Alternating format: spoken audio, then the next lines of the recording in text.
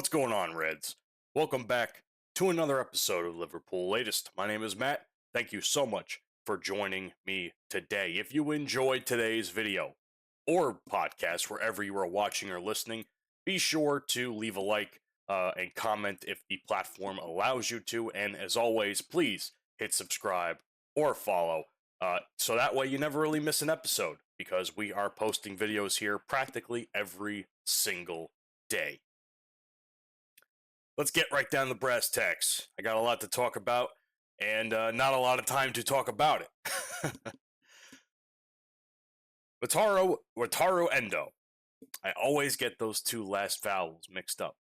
Wataru Endo has been confirmed to underwent successful surgery on his foot after a horrific injury he suffered a couple weeks back with Liverpool's win over Sunderland.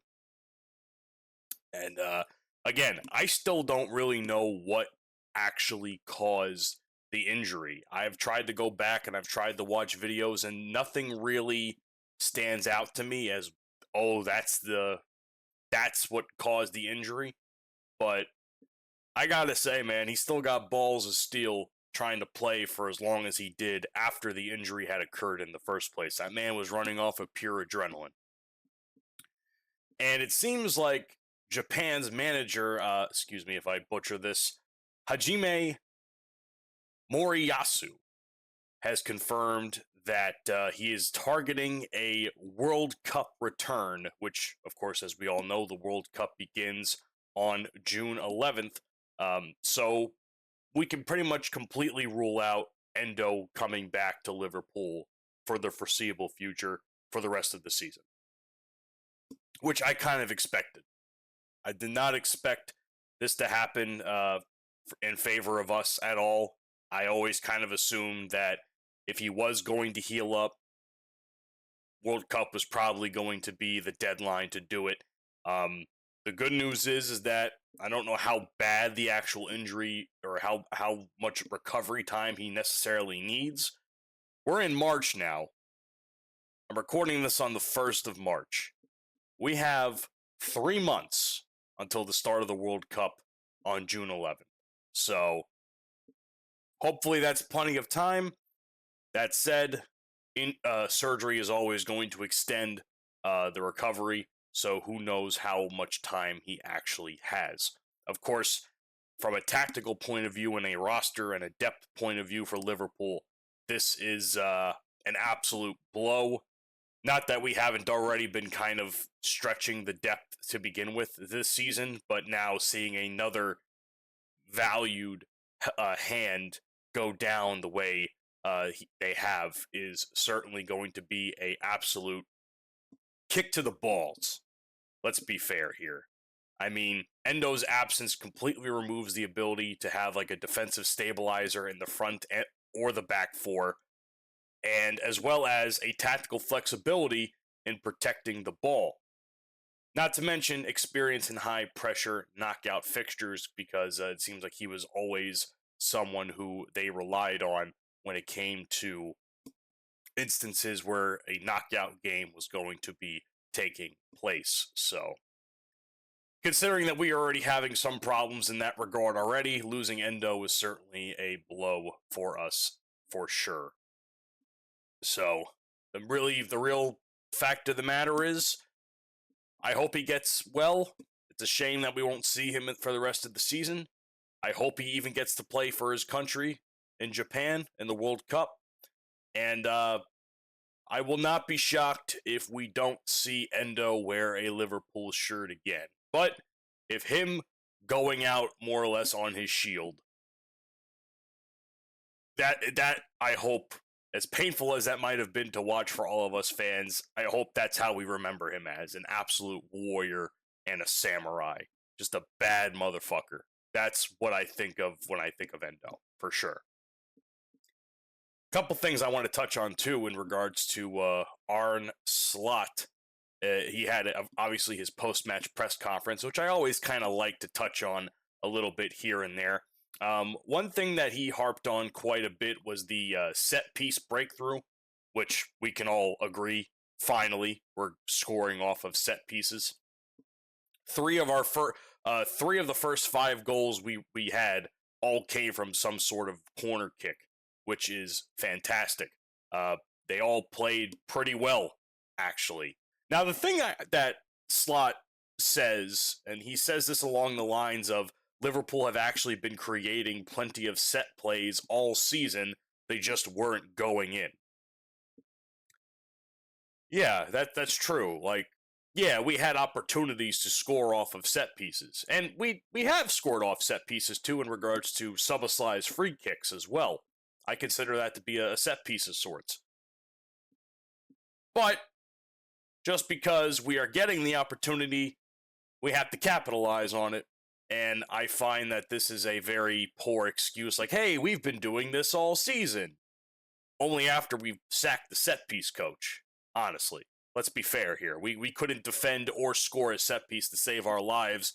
If Arne Slot's mother was kidnapped, God forbid, had a gun pointed at her head early in the season, and the whole thing is, if you Liverpool don't score on a set piece in X amount of tries, she's gone. Like, she's done for. And based off of what we've seen, again, I don't mean to create such a grim picture here, they weren't going to score shit off a set piece. So, I know it's a very grim picture I'm painting here, but that's just me trying to emphasize a point. We couldn't score off a set piece. We had chances to have set piece opportunities, but we did not do anything with those opportunities. We have not, we were, what was it, last place in set pieces in the league, like 2 or 3 months into the season? Like, there's a reason why we sacked that coach. There's a reason why we had to basically reassess our entirety of our set piece setup here. There's a reason for that. I mean, Arsenal has been well known for creating great set piece opportunities, and it even seems like we are closing the gap on them. They haven't done too much this season to create set piece opportunities, which is absolutely crazy. He also touches on the whole mid-game wobble, which we're all used to by now this season. Liverpool score or get scored on. They have opportunities. They let the other team score on them or create chances, and it just becomes a massive panic mode for the course of about 10 minutes or so. In some cases, sometimes more than that. The fact of the matter is, he can talk about it all he wants. Arne Slot, what are we doing to prevent that from happening? Because those two instances, the set piece that they scored, as in West Ham, and the goal by Souček, those are two goals that are easily preventable. Especially the Souček one. The Souček one is an absolute catastrophic defensive failure when you watch it back. And it's just like, how the fuck did we even let him get through? Genuinely speaking, how did we let that happen? So, not a fan of that whole mid-game wobble, which they better figure out a way to fix, because we want to play this whole control-focused football. Meanwhile, we are allowing the opposite team to take away control from the tempo we are trying to create.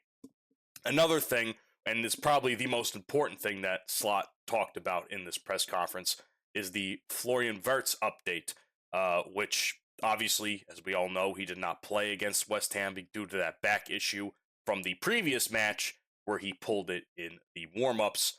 As far as this coming Tuesday versus Wolves, he's quoted in saying it's probably too early. Now, I want to know how bad Wirtz fucked his back up, because I don't know what he did. I have a bad back too. My father has a bad back.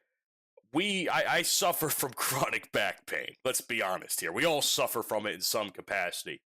But I want to know just what he did that caused it to be over a week's worth of an issue.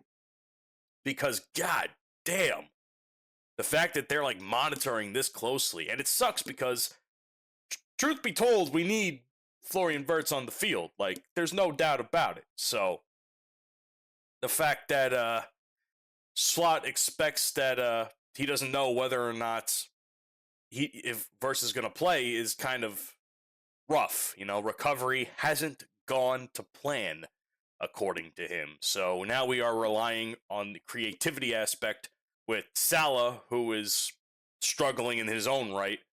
Szoboszlai, who has probably been one of our best offensive guys this season, and McAllister, who has been very, very good in the midfield the last couple weeks. He's had a very rough season, too, in his own right, but he's been picking up quite a bit. So, and naturally, with Endo being unavailable, we may have to. We're going to be having a very hard time going into Wolves, Galatasaray, and I think Wolves again in the FA Cup, which is going to suck a lot. So my hope is that we just don't have any more injuries. We have no more distractions. Hopefully, Florian Wirtz comes back healthy, and we definitely need him for the other games coming up this week. If it's not Wolves this weekend, if it's not Wolves on Tuesday, I'm hoping it's for this weekend. So, but beggars can't be choosers. Speaking of beggars can't be choosers, it seems like every time I look, Real Madrid just keeps trying to poach my fucking players.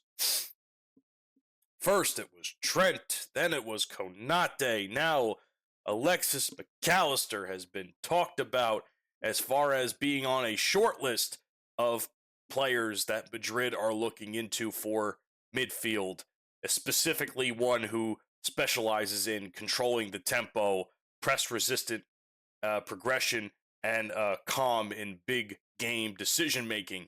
And Alexis McAllister has been just that over the course of the last several weeks. For as much as he plays like a 40-year-old man at times this season, these last couple of weeks he has certainly have played up to the expectation that we all expect of him. So, what sucks is that he fits the profile. He fits what Real Madrid are looking for because he's able to dictate the first phases in the build-up. He's able to receive under pressure and facing the goal, facing his own goal, I should say, and progresses centrally, not just wide like what Trent used to do back in the day. And he can certainly drop into a sixth space when he needs to. So, it sucks. Why are you trying to poach everyone that I love? You sons of a bitches. You goddamn rat Madrid bastards. I just don't get it. And the worst part is that McAllister is kind of one of the players that we are building around as far as creating a midfield system. He's 20 some odd years old. He's still got his prime years ahead of him here. He's a former World Cup winner with Messi. So that has to say something. So it seems like a lot of that midfield responsibility has shifted in some way, shape, and form to McAllister. And as it should be, because he had a very stellar season last year in our run to the title. So, and again, I don't know how many times I have to reiterate this. Endo, injured. Wirtz, injured. Jones rarely plays, even though he's probably just as good in some of these positions as everyone else is. So we are suffering a great deal right now. And the fact that a Madrid deal, or they think that this deal could be doable, is very scary, because not only is he not the commercial face of Liverpool like Salah is, being McAllister, he's not a homegrown symbol, and he's certainly not tied to any captaincy or leadership roles.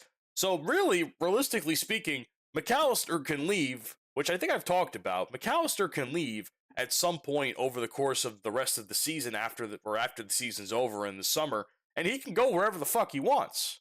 He can go to Madrid. I don't want that to happen, but it's a very possible scenario. Not to mention that, Madrid already have guys like Federico Valverde, who was certainly been untouchable, even though that there's been talks of him linked to Liverpool in some way, shape, and form. Enzo Fernandez, and of course, Moises Caicedo.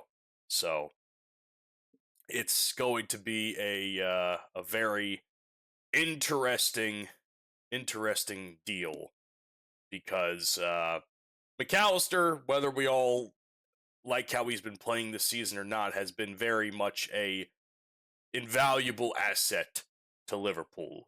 I've called him the pit bull because he plays just like that. He plays a style of football that is not typically being seen right now in the Premier League, and that's just a very physical South American style that they just don't fuck around.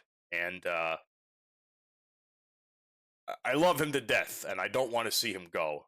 He may cause me agina at times, but I don't want to see him go at all. That said, we're also in talks in our own right to target a few players, and I've talked about this a little bit in my own right as well, with Morgan Rogers and why Liverpool are targeting him now. Now, clearly, post-Trent and now post-Endo, this is not just a random rumor. There seems to be some sort of real legs coming up underneath it now. Arne Slot, obviously talked about Liverpool's current problems, especially against West Ham. Slow progression, predictable right side build-up, like I've said all season. Throw it to Salah and see what happens, or kick it to Salah and see what happens. You know what I'm trying to say. And of course, reliance on wide isolation of interior carries. It's just going to be difficult. It's difficult for us to get the ball where we need it to be to the strikers and the forwards. And it seems like Rodgers might just be the guy who's able to not only pass in the midfield, but run in wide areas. And that's the thing. He's not a winger, but he's a connector.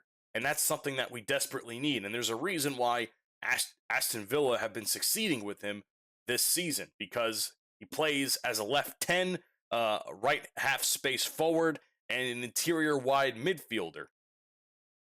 That's what he regularly plays. So he's constantly receiving on the half run, drives through presses, and commits to defenders, the central defenders, and it's something that we desperately need. We have trouble in the final third of our press and our attack, and the low blocks have certainly been something that has hurt us all season. And if we can find a player who's like Rodgers, we need that would just be phenomenal. It would be phenomenal for us if we could find someone like Rodgers, at least with that mindset of play that he has. And you may ask yourself, you just put over for the last 5 minutes Alexis McAllister, and then you've constantly been putting over Szoboszlai all season. Matt, what are you talking about? The difference between the two, Rodgers and those two is McAllister is more of a tempo player, and Szoboszlai has been more of the final third runner, someone who's able to push in. Rodgers gives you something that is closer to more of a transition-resistant ball carrier between the midfield and the attack, and that is certainly something we need. Think less of what Cody Gakpo tries to do, because we all know Cody Gakpo is abysmal. He's more of a left-sided, more physical link man in the number 10 position. So here's a couple of scenarios or options that might occur if we were to sign Morgan Rogers. So option A, if we get him, Szoboszlai can drop deeper, and Rodgers can play as a left 8-10 hybrid. Option B, Rodgers becomes the left interior in a 3-2-5 buildup. And of course, McAllister can stay a lot deeper, protecting him, and of course that would protect him from any sort of Madrid interest for sure, because he'll have a pretty solid role. And option C, he would reduce the reliance on the fullbacks like Frimpong and Kirkes for verticality, which I think has been something that I've seen discussed a little bit here and there. It's very, there's been a lot to ask of Frimpong and Kirkes this season, and I feel like having Rodgers kind of takes away a lot of those responsibilities that the fullbacks have. So that's a big deal. There's only one thing that is getting in our way, and that is a 100 million pound price tag. The fact that Liverpool would even consider that is astronomically crazy, but it's something that could potentially happen. Considering Villa's current situation in the Champions League uncertainty means that their manager Emery could possibly miss Champions League qualification, and Rodgers becomes their most valuable or their most saleable elite value asset, especially in the Premier League. So, regardless, and plus he's under a long contract, so that's probably why they want to make them pay a little bit more. So, Liverpool, being the team they are, have historically struck in exactly this type of financial pressure when asked upon, and other times they have been penny pinchers, but that's a different story for a different time. We'll just have to see what happens. I like Rodgers. I think he does a pretty good job at everything I've talked about as far as the midfield goal goes. Certainly an option in such a stretched depth for many positions right now. Do I see the deal happening? Possibly. That depends on a couple of things, clearly, like if Maka decides to leave or they can't extend Szoboszlai for any reason whatsoever. Jones possibly leaves or is sold in the off season or in January. There's options there. That's the thing. There's options there, but I don't like the result of what those could be becoming of those options. So let's just hold on a little longer and see if there's really any sort of depth to this talk of Liverpool signing Morgan Rodgers. So thanks for joining me today on Liverpool Latest. I appreciate the fact that you're here. As always, leave a like, comment down below, and subscribe or follow the show on any platform that you choose to watch or listen on. It means a lot to me. It means a lot to FanArch. And we're trying to grow this thing and make it into something incredibly special, not just in the Liverpool side of things, but in the football media side of things as well. So just remember, when you do join Liverpool Latest and the family that I'm slowly creating, just know that you never walk alone. See you guys on the next one.